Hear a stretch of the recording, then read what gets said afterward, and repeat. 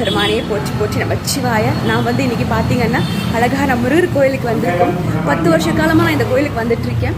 இன்றைக்கி என்ன விசேஷம்னா, தேதிப்படி நேற்று நமக்கு பிறந்தாள் முடிஞ்சு, ஆனால் நட்சத்திரப்படி தானே நம்ம அர்ச்சனை பண்ணணும். அதுதானே உண்மையான பிறந்தாள் சொல்லி தான் நம்ம வந்து முருகர் கோயில் ஐயர்கிட்ட அப்பா கிட்டே நம்ம கேட்டால் அவர் நமக்கு அப்பா மாதிரி 10 வருஷமாக தெரியும் நமக்கு. அப்பா கிட்ட வந்து கேட்டங்காட்டி இன்றைக்கி தாம்மா நட்சத்திரப்படி பிறந்தாளன்னு சொன்னாங்க. அர்ச்சனை பண்ண வந்திருக்கோம். வாங்க ஐயர்கிட்டையும் நம்ம பேசலாம். அப்பா கிட்ட வாங்க. சிவபெருமானி பெருமானே, எனக்கு பேர் வச்சா விகாசினி அப்பா பேசுறாங்க. ரோகிணி நட்சத்திரம் ரிஷபராசி. சரிப்பா. ஒவ்வொரு மாசம் கிருத்தி அன்னைக்கு மறுநாள் ரோகிணி நட்சத்திரம் வரும். அந்த நாள்ல பிறந்தநாள் அர்ச்சனை பண்ணணும். கண்டிப்பா வரும். ரொம்ப ரொம்ப நன்றிப்பா. அப்புறம் நமக்கு தேதிப்படி நேற்று பிறந்த நாள், ஆனா இன்னைக்கு நட்சத்திரம் தான் நட்சத்திரம் கிடையாது.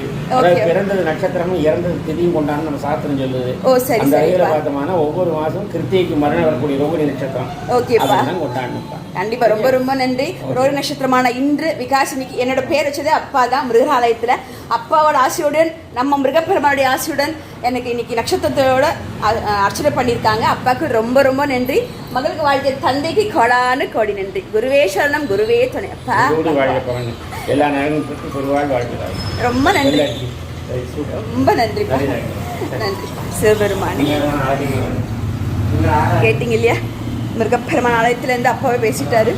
தேதி என்றது அந்த 14 தேதி வச்சு சில பேர் கொண்டாடுவாங்க. சரி, மக்களுடைய சந்தோஷத்துக்காக நம்ம இன்னைக்கு சொல்லிக்கலாம்னா, ஆனால் மறுபடி அந்த நட்சத்திரம் பார்த்து வந்து அர்ச்சனை பண்ணணும். அதை கண்டிப்பாக நீங்களும் ஃபாலோ பண்ணுங்கள்.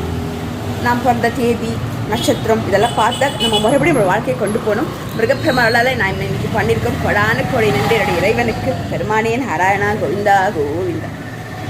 அப்பா மிருகப்பெருமானையே போச்சு போச்சு. நன்றி நன்றி. இதில் இதே மகள் என் விகாஷ் யூடியூப் சேனல் சப்ஸ்கிரைப் பண்ணாமல் தான் பண்ணிக்கோங்க. எடுத்துட்டு சில பல ஆன்மீக சூழ்நிலை நானுமே பகிர்ந்து கொள்கிறேன். நன்றி. சிவபெருமான் முருகா.